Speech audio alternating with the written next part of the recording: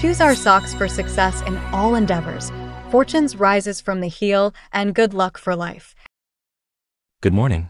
Today is Monday, November 25th, 2024. Today in history. On this day, 74 years ago, Danish novelist and poet Johannes Wilhelm Jensen passed away. His notable works include The Long Journey, Gaines, and Light of the World. He was awarded the Nobel Prize in Literature in 1944, renowned as the innovative master of the Danish language. His novels, poems, and prose are celebrated as the three masterpieces of Danish literature. Welcome to today's Qingchao Morning News. Let's start with political updates.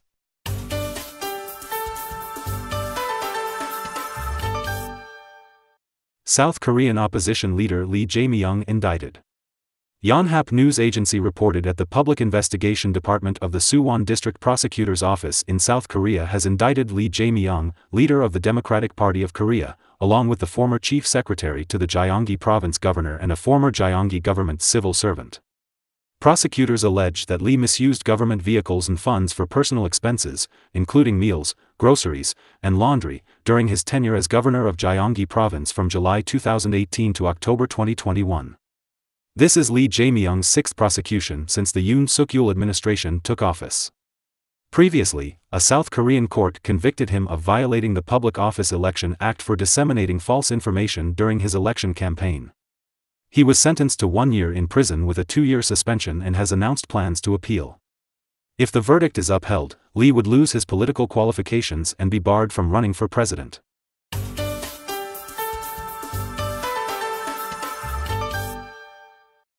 Ukraine uses U.S. missiles to strike Russian border for first time.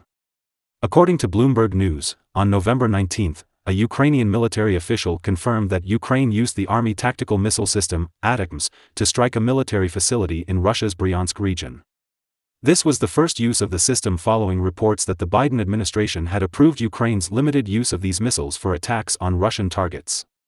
The Ukrainian General Staff confirmed the attack on a warehouse in Karachev, about 115 kilometers from the Ukrainian border. Russia acknowledged that Ukraine launched 6 US-made ATACMS long-range missiles at the Bryansk region.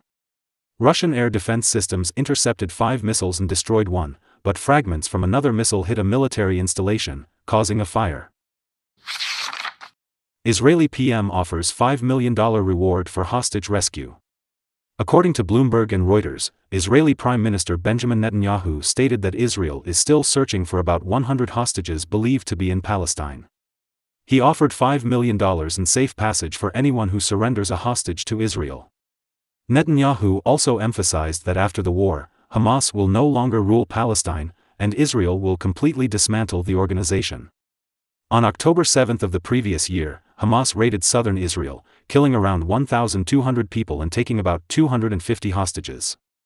Israel launched a large-scale counterattack on Gaza, releasing over 100 hostages during a brief ceasefire with Hamas and rescuing a few through military operations. Currently, about 100 hostages remain in Gaza, with around 40 believed to be dead.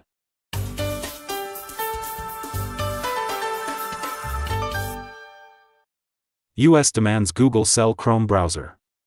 Comprehensive news from San Francisco. Recently, sources revealed that senior antitrust officials from the U.S. Department of Justice will urge a judge to order Google to sell its Chrome browser. The Department of Justice plans to outline in an upcoming court document that it is considering options, including structural reforms, which could require Google to separate its Android smartphone operating system from its Chrome browser, Google Play App Store, and other products. The U.S. Department of Justice had previously sued Google, accusing the company of controlling about 90% of the online search market in 2020. Mulholland, Google's vice president of regulatory affairs, stated that such government regulation would harm consumers, developers, and the United States technological leadership. Analysts note that regardless of the judge's final ruling, Google is expected to appeal, a process that may take several years and could eventually be brought before the U.S. Supreme Court. Sweden supports Singapore startups entering Nordic market. Lianhe Zaobao News, Enterprise Singapore recently announced the expansion of the Global Innovation Alliance Network to Stockholm, the capital of Sweden. The cooperation, set to officially launch next year, will support up to 24 Singaporean technology startups in connecting with Swedish companies, collaborating on business development, obtaining funding, and more. Stockholm is the first Nordic city to join the Global Innovation Alliance. With Sweden's inclusion, the number of innovation centers established by Enterprise Singapore for business acceleration programs in major cities worldwide has increased to 24. Data shows that Sweden has the second highest number of unicorn companies, startups valued at over $1 billion, after Silicon Valley, and ranks second globally in innovation.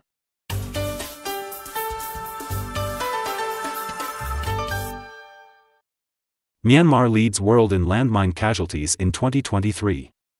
According to Agence France-Presse, on November 20, the International Anti-Landmine Organization released a report stating that landmines and unexploded bombs caused 1,003 casualties in Myanmar last year, the highest in the world. The report also noted that, due to the war-torn state of Myanmar and the inability to conduct on-site inspections, the actual number of casualties could be 1 or 2 times higher. The report highlighted that decades of conflict between the Myanmar army and local ethnic armed groups have left the country riddled with deadly landmines and unexploded ordnance. After the military coup in 2021, multiple national defense forces emerged to oppose the government, escalating the war. Myanmar's government forces have significantly increased their use of landmines in recent years, particularly around critical infrastructure such as mobile phone towers and energy transmission pipelines.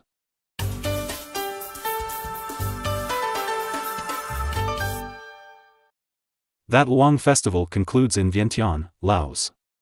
According to news from Vientiane, the That Luang Festival was recently held in Vientiane, Laos. The That Luang Festival is the largest and most solemn traditional religious festival in the city.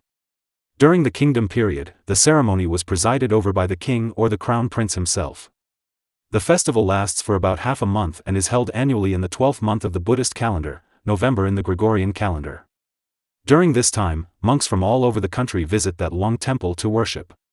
Buddhists also bring various offerings such as food, incense, candles, flowers, and money to the temple, where they worship the Buddha, listen to monks chanting sutras, and pray for good luck.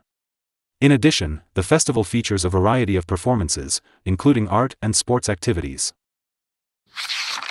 According to Xinhua Finance, the main contract of Shanghai Gold Futures recently closed up by 2.08%, reaching 609.84 yuan per gram, while the main contract of Shanghai Silver Futures closed up by 2.24%, reaching 7,817 yuan per kilogram. That's all for today's Qingchao Morning News. Thanks for watching. Join us at the same time tomorrow.